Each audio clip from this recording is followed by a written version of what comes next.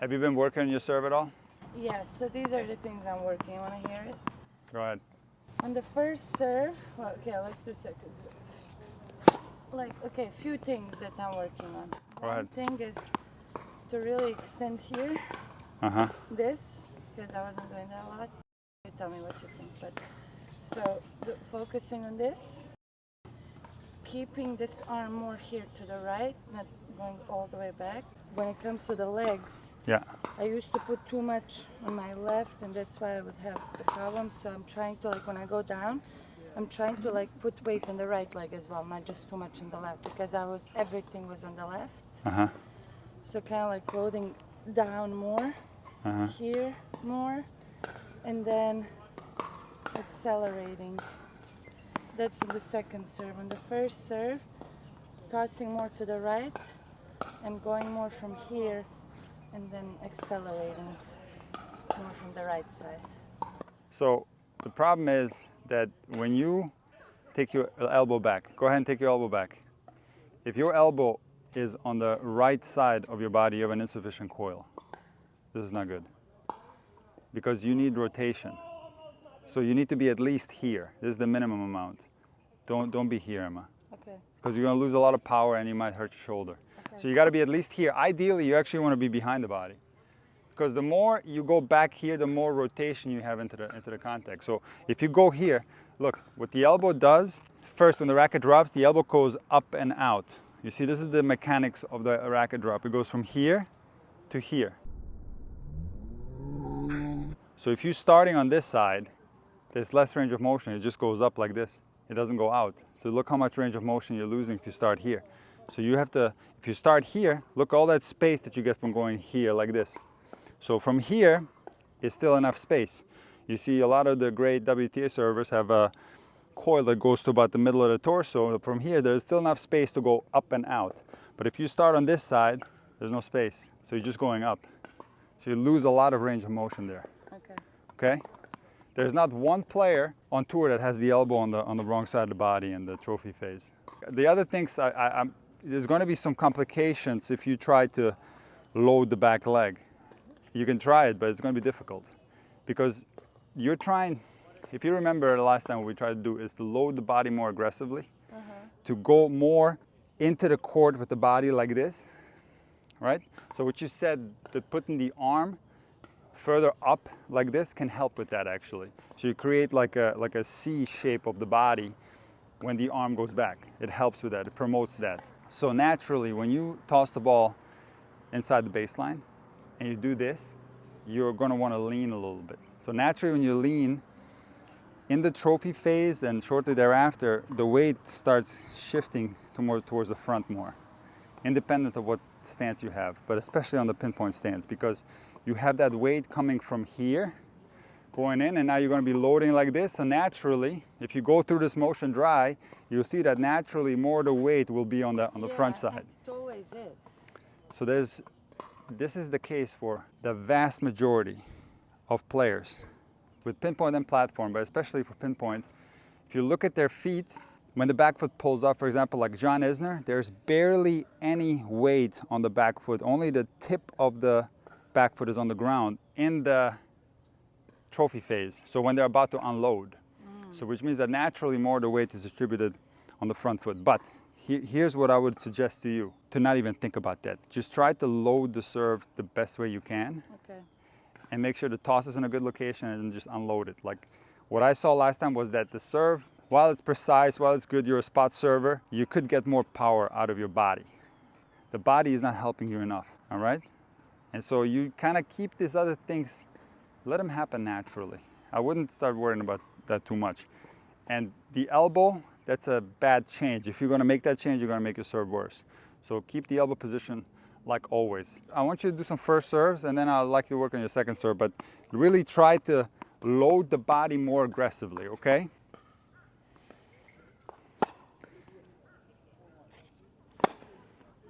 Okay, that's a bomb. It would have been even a bigger bomb if the ball wasn't dead. Go in your trophy phase. Go in your trophy phase. Okay, I'm gonna hold you now. Okay. All right, bend your knees. Get on your toes. Get on your toes. Get your left arm back a little bit more, And now put your hip inside. Put your hip inside a little bit more. Does it hurt? I mean, it's tight. Is it tight? Is that where you were hurt? Yeah. Okay, so you want to maybe get a little bit more flexible there. Do some exercise so you can get more flexible. I'm doing exercises. Look, Emma, look, watch this. This right here, see this? If you can get that, there can be some benefits to that. A more aggressive loading of the body could help. At the same time, you can, another thing you can try, go ahead and go in your trophy position. Go ahead, hold that, get on your toes, get the left arm up, bend backwards. Come on, more, can you? That's as much as you can go? Yeah. So there's some physical limitations to how much you can load. There's no way I'm going to serve like that. What do you mean? Like this. Well, you can get more flexible and try. That's gonna unlock maybe 5% more power in your serve, if you can do that. If you can't do that, it's not the end of the world. You can still serve well. You have the J serve setup where your upper body is kind of straight and you're bending the legs like this. Just a lot of players have that. It's not wrong to do that, but you're looking to add more serve power. It would be wise to do like a lot of exercises for here and here. Like for example, what Djokovic does. He does a lot of these yoga type exercises, stretching and all that. It's very good for everything, including the serve.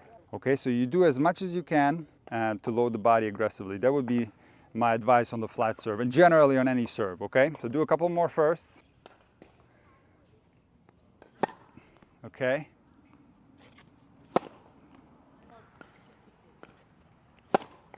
Okay, good loading there. And you have a good tilt, Emma. Which, you know what I mean by tilt? Yeah, so that part is good. You don't need to make any changes there. All right, so now, just to show you what happens, try to load the back foot more when you get into that trophy phase. Okay, and let's see what happens. Do it again.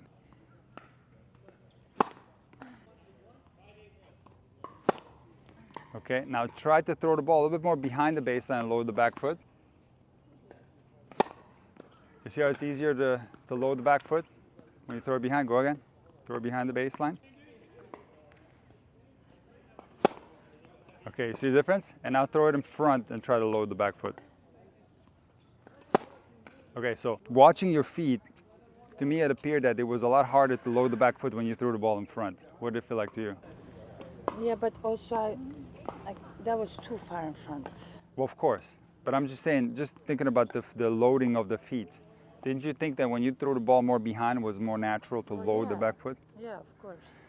Right. So therein lies the problem that you can try to throw the ball, more behind. You could do that, but that's a very difficult serve to pull off for two reasons. Number one, the trajectory is not going to go in your favor, where it's going to be harder to put the ball inside the service line, and also the forward momentum is more difficult to generate. When you throw the ball in front, it's very natural to get your body weight moving forward. But when you throw the ball in front, if you don't lean on it, you end up with a jackknife serve, meaning your body goes like a jackknife. So naturally, when you throw it in front, you lean.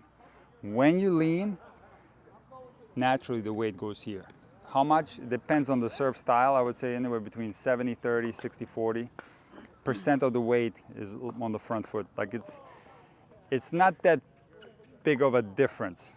Like there's still weight on both feet. Don't get me wrong. There are some players who don't have any weight on the back foot. Like I don't remember from back in the day, like someone like Guy Forget, he had the one foot up in the air when he served. So you don't want to have 100% of the weight on the front foot, but when it's like just naturally occurring, there's going to be 60-40 to 70-30 when you throw the ball in front. The only way you would be able to put more weight on the back foot is if you threw the ball behind the baseline. And that's not something that I could recommend. Okay, so just like I said before, I wouldn't put any thought into which feet are loading or anything like that. Just do your normal serve. You never thought about this anyway in all of your, how many years you've been playing tennis? 25? When did you start playing tennis? 5 years old? 7. Okay, so in 23. 23 years of playing tennis, you never thought about like which foot you're loading, and you're serving pretty well. So that's why you have to approach it. All right, do a couple more first, and then we're going to work on the second today, okay? Okay, another thing, Emma, that's like super important. There's something that you can increase your power a lot if you learn to make contact within your body's core. Put your racket up into the contact. So your body's core is here. See, this is your body's core, okay? So right now, this ball, you would strike outside of your body's core. So the closer you can make contact inside your body's core, the better. Okay. So it is super advantageous to try to make contact on all serves closer to 12 o'clock. Not only is this better for power, but it's also good for disguise because your opponent won't be able to read it. Okay. You have sometimes a tendency to leave the ball a little bit to your right, Yeah. okay, which can take away a couple of percentages for power. Okay.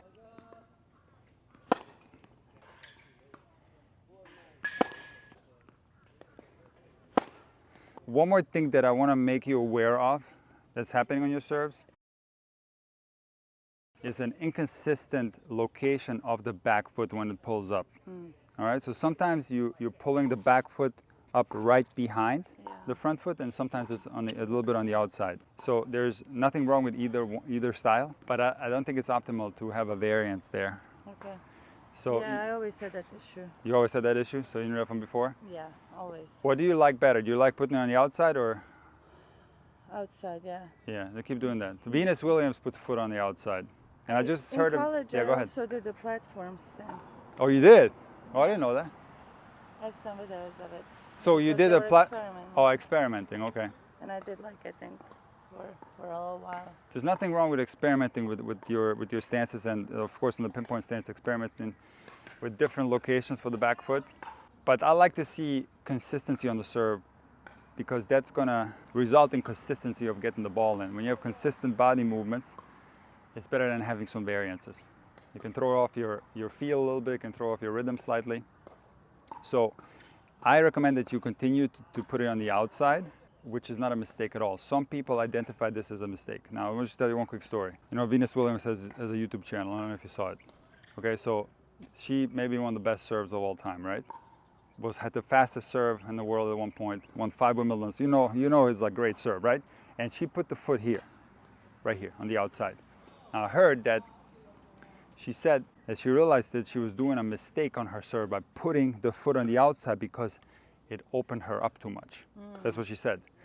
And now she's trying to put the foot back here. Yeah. Now, I watched her play on grass in these two tournaments, and she's still putting the foot on the outside. Now, there's a misconception because the great Goran Ivanišević, who in my opinion has the greatest serve in the history of tennis, also put the foot on the outside. Now, he coiled a lot too. So he would put the foot here, but he would go here with his upper body. So he had a setup that I call the corkscrew, where the bottom was on the outside, but the top was on the other side. So the body was twisted like a corkscrew. So it's not true that putting the foot on the outside opens you up too much. Now, if it does, this is a bad thing, but as long as you can coil properly here, there's nothing wrong with this. Now, naturally, players that put the foot on the outside will have even less weight on it. So what you were talking about before, like putting weight on the back foot, that's going to be more plausible when you throw the ball behind from here. But if you put the foot on the outside, it's very difficult because the foot is outside of a little bit outside of your core, and naturally more the weight is going to be on your left foot. No, do one more first blast, okay? Give me one more first bomb.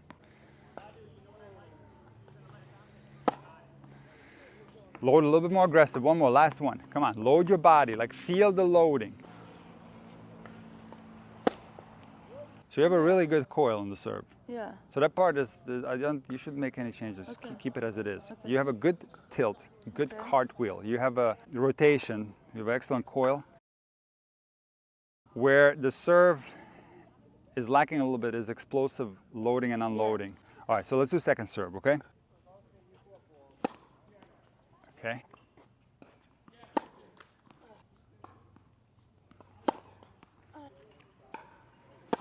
Emma, did you ever in your career have issues with double faults? Yes, You have? a lot. No way. Oh my God, I used to, after I had surgery in my arm, I used to make like 4 double fault, like Sabalenka. Really? I was struggling so much. And still, in the matches, I have that mental block. Like, if I make 1 double fault, I'm like, oh God, not again. Yeah, it's completely a mental thing. Just like Sabalenka's was a mental thing too, you know? It's so mental. So let me just tell you generally what happens. When you slow your serve down, you miss just as much or even more. Because when you slow your serve down, you're changing mechanical things on your serve that your body's not accustomed to, that you have never trained. You never trained to slow down your serve and get it in slower, right? Because now you have different mechanics, and now you're not trained to do this very precisely, and you end up missing anyway. So it creates this horrible cycle where you're so badly trying to get the second serve in by slowing it down, and you continue to double fault anyway. Yeah. Very frustrating. So the key is to hit your second serve as fast as possible. So the two options that you have to be able to do that. Actually, you have three options. One option is something that has to come natural to you, and that is to hit 2 first serves. Okay? Yeah. And then you end up double faulting all the time, like Yes. Sharapova did sometimes. She would Yes. double fault 10 times or more in matches, but she Yeah. didn't care. I heard an interview once, she didn't care. She went for the second serve anyway. Okay. So that's an option, probably not going to work for you because you've never done it. Yeah. The second option is slice, probably what you've That's done what most of I your do, career. yeah. And third option is kick. Both the slice and the kick allow you to hit the ball more. Now the slice not so much because the trajectory is lower and you're still going to make a lot of mistakes when you serve fast. So it's definitely something that you can use as a second serve, especially if you work on your placement and don't go for the lines and stuff like that. A slice serve can be a good second serve, but the best second serve is a kick serve. Okay. So I think what you should do is do a combination of doing your regular slice serve with confidence, and trusting it, and then also having the ability to, when you are double faulting, to start pulling out the kicker. That would be my recommendation, to really work on the kick, because you know how to do it. Yeah. I'm going to do a test and give you 10 balls, and we'll see how many out of 10 you get in, and we'll do only slice, and we'll count how many you get in out of 10. Also think about location when you're serving. You know, maybe you don't want to serve it right into the racket of the other person.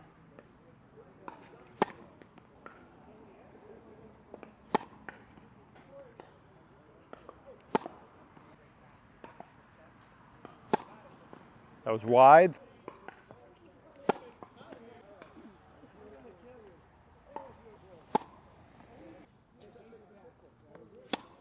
I like that one.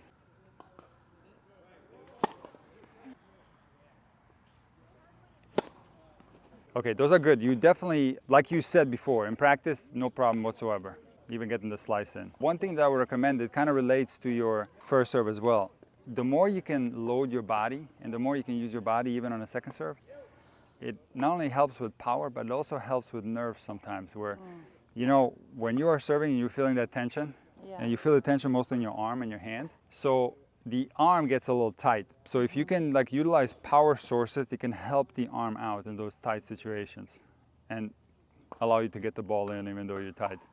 Okay. You know, so the loading part is like crucial for first serve and second serve. You gotta really, that's something really you gotta try to get better at. Okay, do 10 out of 10 kick. Here you wanna throw the ball a little bit more to your left. I feel like for most of the players, and for Yeah. me too, it's harder to do kick on this side than on that because you have more room, right? To like, you have more angle to work with.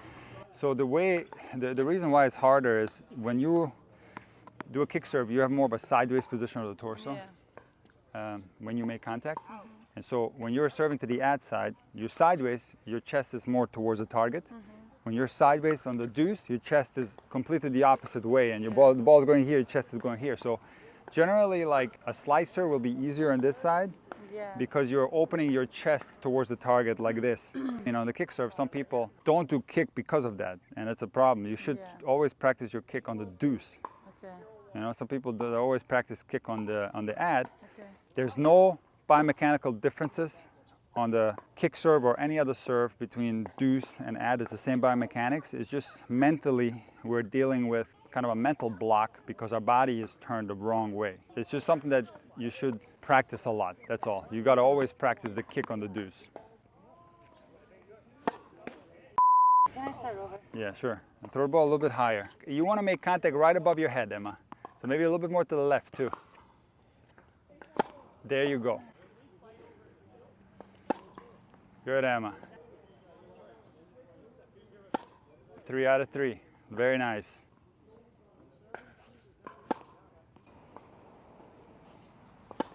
Five out of 5.